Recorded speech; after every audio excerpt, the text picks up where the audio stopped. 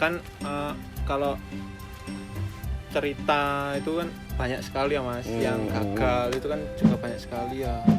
Nyoba-nyoba langsung skala besar itu kan juga ada. Marketnya belum ada. Tapi kasusnya Mas saya juga hampir sama sih. Udah nyoba-nyoba cuma berhasil tanam, terus baru memberanikan untuk bikin instalasi satu meja gitu. Dari instalasi pertama meja ini pakai PVC paralon ini, itu langsung dapat pasar. Ini kalau kami lihat ini kan pakai sistem NFT semua.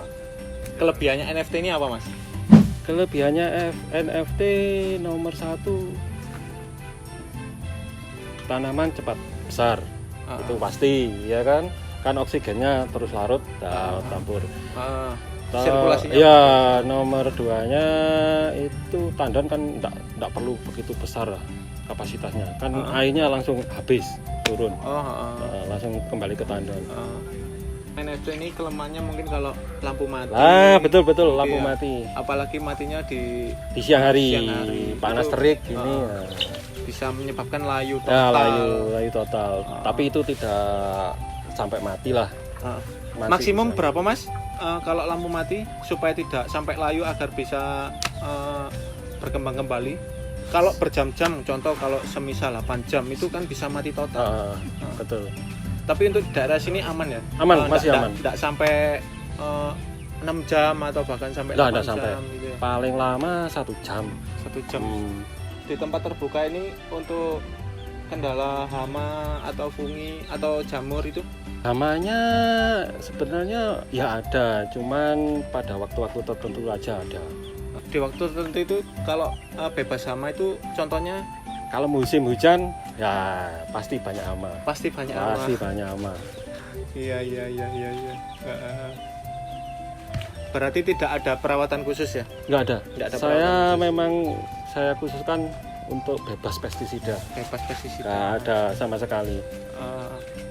Berarti tidak ada kendala sama sekali di hidroponik? Nggak ada.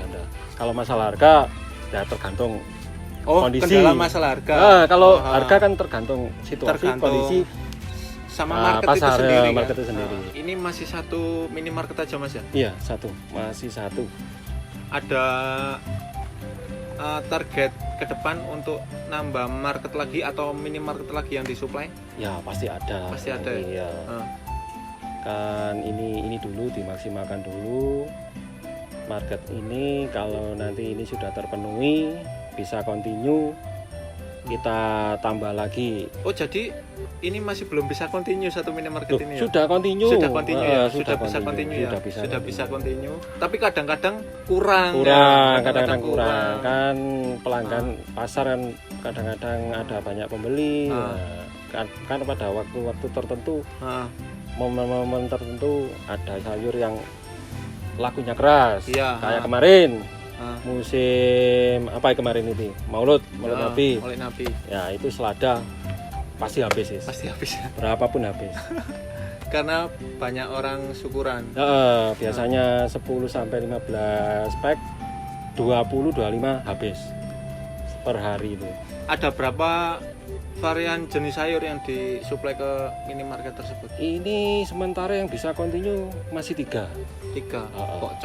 Pakcoy, selada, sama kangkung. Ke depan bayam merah, bayam hijau, kailan. Masih ditanam kailan. Sebenarnya itu permintaan pasar atau Mas Yahya yang bikin pasar? Kalau yang baru-baru ditanam, kalau seperti pakcoy memang permintaan, pakcoy, kangkung, selada permintaan pasar. Tiap hari 10 pack lah. 10 pack. Itu tiap hari. Iya. Itu jualnya ke minimarket itu per kilo atau per ikat atau per bungkus? Saya per pack Mas. Per pack. Satu pack isi 2. Isi 2 batang. 2 batang. Untuk pakcoy. 2 batang. Kayak kalau kangkung itu gram atau per gram? Per gram. Per 100 gram atau per 200? Saya per 150 gram. Jadi Mas saya itu masuk ke minimarket itu Mas saya naruh harga sendiri atau minimarket yang bikin harga? Saya sendiri. Mas saya masuk udah bikin masuk harga. bikin harga sendiri.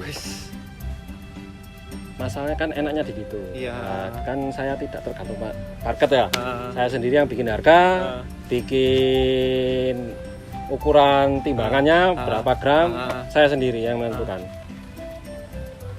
Ini awalnya dari iseng-iseng sampai punya sekitar 6.000 lupatan. 6.000 lupatan. Ini ya menurut saya udah istimewa. Dari instalasi pertama meja ini pakai PVC paralon ini, itu langsung dapat pasar.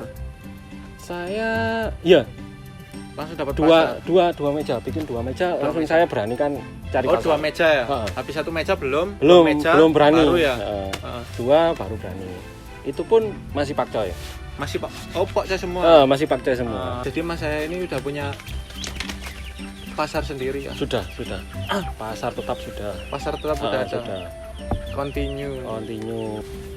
Terus awal mula dapat pasar itu gimana? Dapat market? Kok sekarang bisa continue gitu loh? Sedangkan banyak teman-teman mungkin pengalaman pribadi saya betul. Dulu kan awal nanam itu ya, cari pasar. Nanam berhasil sampai panen, setelah itu cari pasar susah. Awal-awal cari pasar itu saya sendiri ya pribadi ya. Awal mula cari pasar itu sama-sama berangkat dari nol. Swalayan yang saya suplai itu pasar ya, itu juga baru memulai jualan. Mingkit baru. Jadi di awal itu sudah ada komitmen kalau sayuran hidroponik ya semacam sayur jenis daunan ya, itu dari saya. Nah, yang pemiliknya itu ya, kalau sayuran hidroponik semua yang saya tanam bisa masuk ke situ. Untuk semua jenis sayuran. Jadi siapapun yang masuk ke situ pasti ditolak. Kalau jenis hidroponik. Berarti cuma punya. Kan ada komitmen dari awal lah gitu. Kalau kalangannya market supermarket ya, kelasnya gitu kan, yang dijangkau kan kontinuitasnya. Iya. Tidak sekali kirim 1 karung terus 1 bulan lagi kirim, 1 bulan tidak. Kan takutnya nanti kan nggak bisa jalan. Pasti ada market lain yang masuk. Kalau kontinuitas pasti tidak akan lepas lah. Pengalaman di market itu sebenarnya itu kalau saya lihat di supermarket atau minimarket itu sayur yang di display itu sedikit tapi variannya banyak. Dan itu tiap hari. Betul. Tiap hari. Tidak dikala itu banyak gitu kan. Ya mungkin yang di display itu ya segitu terus tiap hari gitu loh. Kalau dikit-dikit tapi lengkap. Kalau saya kan begini Mas, tujuan saya ini market sedikit tapi varian banyak. Ketimbang varian sedikit market banyak. Nanti pusing Mas. Pusingnya di marketnya. Kalau banyak market kan sini sana kan urusannya kan kalau ini kan satu market banyak varian kan lebih enak. Sekarang yang habis apa, pagi apa, sore apa, kirim gitu. Ngurusin satu market aja udah puyeng Mas ya. Apalagi banyak. Nanti komplainan sama pemilik market kan lebih banyak lagi lah. Jadi apa sih Mas tips untuk pemula yang mau memulai untuk hidroponik atau mungkin untuk bisnis hidroponik dalam skala besar? Menurut saya begini Mas ya, kalau dalam hidroponik itu jangan cari market dulu, belajar dulu dari yang terkecil, bisa tumbuh bagus, baru cari marketnya pun jangan terlalu jauh lah, tetangga sendiri. Pertama dikasih dulu lah, kasih gratisan dulu, nanti lama-lama suruh beli gitu aja, walaupun harganya masih di bawah lah. Yang penting laku dulu sambil dibesarkan, sambil cari market yang lebih bagus lagi. Jadi intinya itu pengalaman, kembali lagi ke pengalaman pribadi Mas Yaya ini, action dulu mungkin Mas action gitu. Sambil belajar gitu ya, sambil belajar terus belajar mengenai seluk beluk, oh sayuran ini kelemahannya di apa sih, betul. ada keriting di apa sih, kangkung di apa sih, mungkin kayak gitu ya. Kalau saya sebenarnya dulu itu nanam dulu terus tak dapat pasar mas, terus tak balik. Kalau saya itu pengalaman pribadi saya ya susah dapat pasar dulu. Akhirnya saya malah jual sayur dulu akhirnya. Jual sayur baru aku ngidupin instalasi lagi gitu. Dulu aku punya 4.000 lubang tanam, panen bersamaan, jualnya susah kayak gitu. Kemudian ya akhirnya tak jual selaku-lakunya, jadi jual rugi lah gitu ya. jual rugi. Terus akhirnya dari situ vakum selama 6 bulan, mungkin vakum 6 bulan. Akhirnya nyoba lagi tapi ndak nanam sendiri, saya jual sayur dulu. Jual gitu ya. sayur dapat pasar, saya nanam pelan-pelan kayak gitu. Jadi ya emang kembali lagi sih untuk pasar hidroponik itu ya banyak macam.